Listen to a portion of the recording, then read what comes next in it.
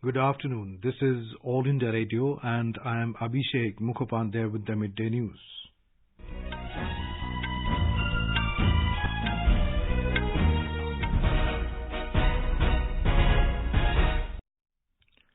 The headlines. Prime Minister Narendra Modi to lead India in a video conference with SAARC leaders to evolve joint strategy in fight against novel coronavirus. A fresh batch of 236 Indians evacuated from Iran reach Jaisalmer. 218 Indians stranded in Italy arrive in New Delhi from Milan. Pilgrimage to Kartarpur Sahib Gurudwara in Pakistan to be suspended from midnight tonight as a preventive measure. In Jammu Kashmir, 4 terrorists killed by security forces in a gunfight in Anantnag district. And Madhya Pradesh Chief Minister Kamal Nath to seek trust vote in the State Assembly tomorrow.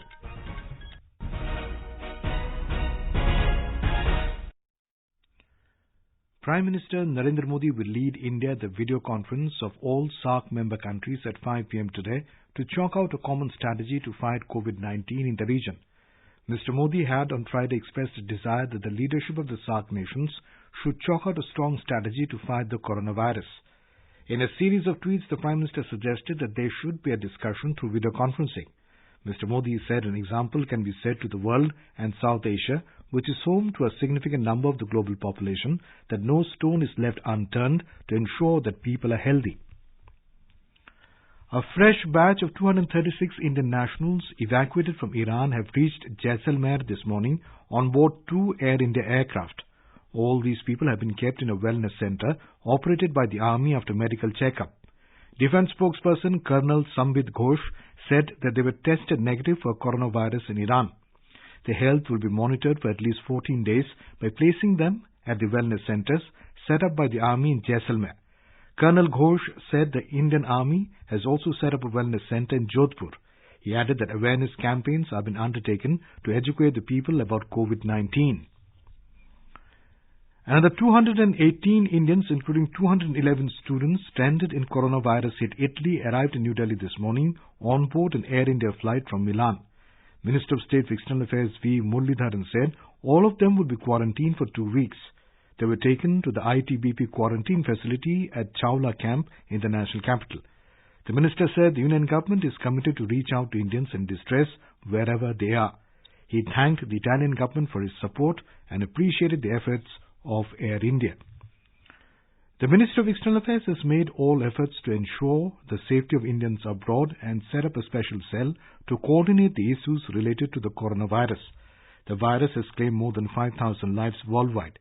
Additional Secretary Damu Ravi has been appointed as a point person coordinating the response to the virus. Our correspondent reports Indian missions are working round the clock and responding to queries from Indian nationals abroad. Missions have set up the helplines and are proactively responding to queries over phone and emails, as well as using social media platforms to reach the Indian community members in these countries. External Affairs Minister S. Jaisalmer and Foreign Secretary Harshvardhan Shringla are also personally monitoring the situation. The total number of confirmed coronavirus cases in India stood at 107 so far. This includes 17 foreign nationals, 16 Italian tourists and a Canadian. Health and Family Welfare Ministry said more than 12,29,000 people have been screened at airport. Maximum 31 cases have been reported from Maharashtra, followed by 22 in Kerala and 12 in Uttar Pradesh. 9 people tested positive for the virus have been discharged so far across the country. The Ministry of Health and Family Welfare has advised people to follow basic protective measures so that they can keep themselves safe from the novel coronavirus. People should avoid participating in large gatherings. If a person is experiencing cough and fever, he or she should avoid close contact with others. People are advised not to touch the eyes, nose and mouth without cleaning the hands. Spitting in public places should be avoided. Everyone should wash their hands frequently with soap and water or use an alcohol-based hand rub. The government has also issued a 24/7 helpline number 011 2397 8046 and also an email ID ncov2019@gmail.com for any assistance on coronavirus. State governments in Union territories have also issued helpline numbers. Railway has also taken steps to prevent spread of coronavirus. Depots are deep cleaning and sanitizing trains in every trip. Moreover, the train coach parts like door handles, berth handles, taps and toilet latches are sanitized regularly during journeys by on-board housekeeping staff. Several other measures also taken in AC coaches in view of coronavirus. India has imposed restrictions on international passengers traffic through land checkposts in view of coronavirus outbreak. New Delhi has closed 18 of the 37 border crossing points between India and countries like Nepal, Bangladesh and Myanmar from midnight last night.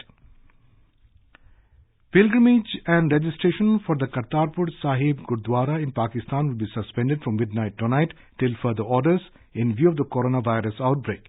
The Home Ministry said the government has also suspended the movement of all types of passengers through international border points with Pakistan. Bangladesh has announced a ban on arrival visas from all countries in view of the coronavirus threat. Travel to Bangladesh has also been banned for travellers from all European countries except UK and other countries which have imposed ban on travel from Bangladesh till March 31st. In United Kingdom, 10 more people have died in the last 24 hours after testing positive for coronavirus, pushing the total number of deaths to 21. The total number of confirmed cases in the UK has reached 1,140, while 37,746 people have been tested. This is All India Radio giving you the news. For quick news updates, visit our News on AIR app and follow us on Twitter at AIR News Alerts. You can also visit our website www.newsonair.com. In Jammu and Kashmir, 4 LET terrorists were killed after gunfight broke out between terrorists and security forces in Watargam village of Anantnag district today. Talking to AIR News exclusively, Director General of Police Dilbag Singh said that a joint team of Army and SOG had launched cordon and search operations in the village. He said as the cordon tightened around the suspected spot, hiding terrorists opened fire, triggering an encounter. On a specific police input, an operation was launched in Anantnag last evening, which culminated in an encounter this morning. In the ongoing encounter, 4 terrorists have been eliminated. All 4 belong to Lashkar-e-Toba outfit. A very heavy quantity of arms and ammunition has been recovered from them.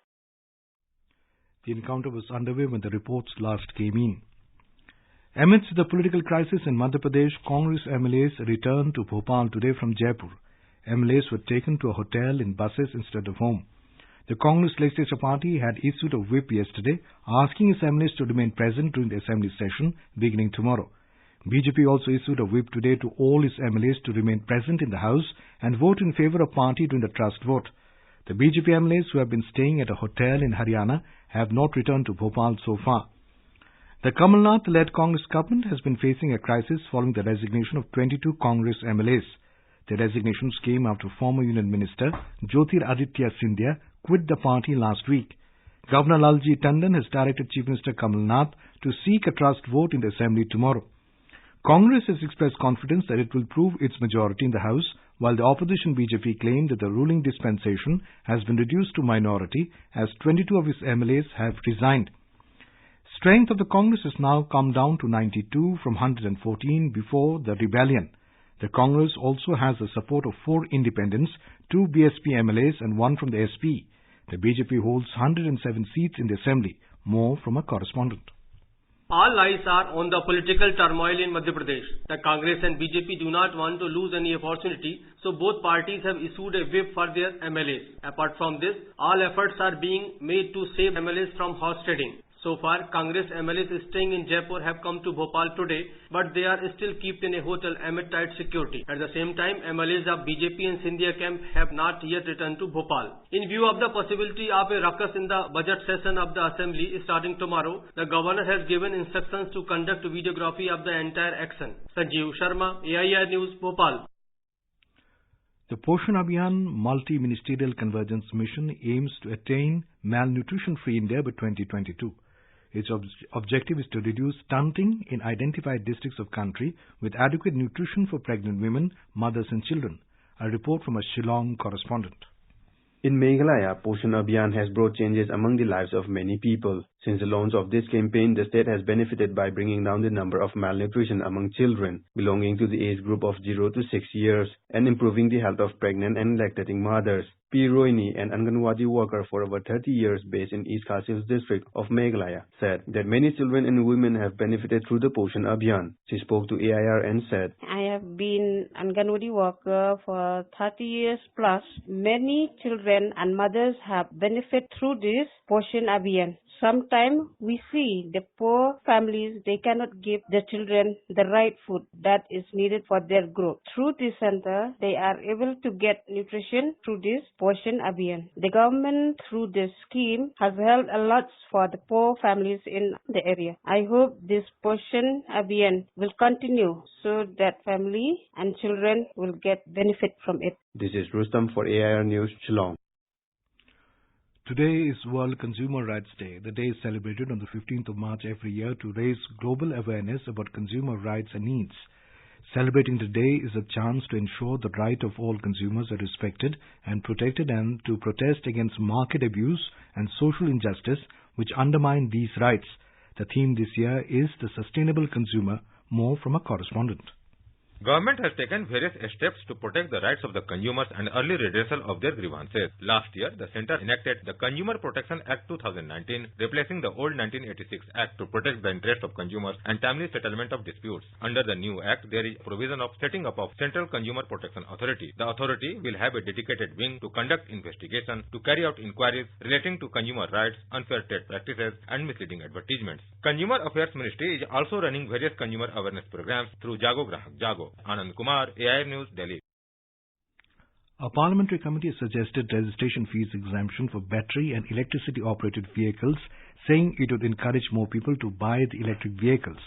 The Standing Committee on Transport in its report presented to both the Houses of Parliament recently said the proposal would also address pollution levels across the country. It said the ministry should look into the issue of lack of noise in electric vehicle engines by way of providing an inbuilt mechanism to emit sound to alert pedestrians and other vehicles. A parliamentary committee has called for a robust security framework to ensure safety and security in sectors like civil, aviation, road transport and highways, shipping, tourism and railways.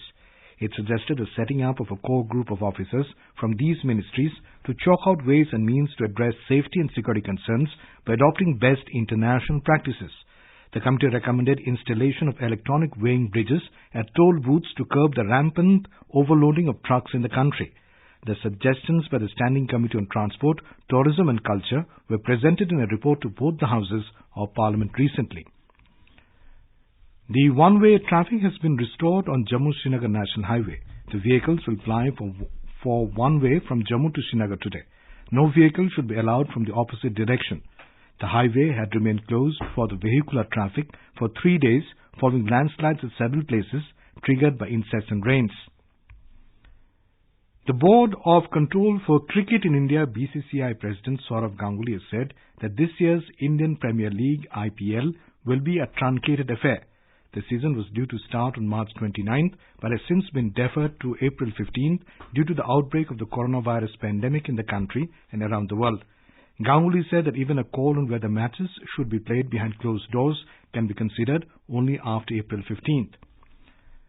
Japanese Prime Minister Shinzo Abe said Tokyo Olympics would be held in July as planned. He said he had no immediate intention to declare a state of emergency over the coronavirus outbreak. The Japanese Parliament had approved a legislation that gives him the power to declare a state of emergency to combat coronavirus. His comments on sticking to Tokyo Olympics schedule came 2 days after US President Donald Trump suggested that Tokyo Olympics be postponed for a year as the spread of the virus wreaks havoc on the sporting calendar. And now, before we end the bulletin, the headlines once again. Prime Minister Narendra Modi to lead India in a video conference with SAARC leaders to evolve joint strategy in fight against novel coronavirus. A fresh batch of 236 Indians evacuated from Iran reached Jaisalmer. 218 Indians stranded in Italy arrive in New Delhi from Milan. Pilgrimage to Kartarpur Sahib Gurudwara in Pakistan to be suspended from midnight tonight as a preventive measure. In Jammu and Kashmir, 4 terrorists killed by security forces in a gunfight in Anantnag district.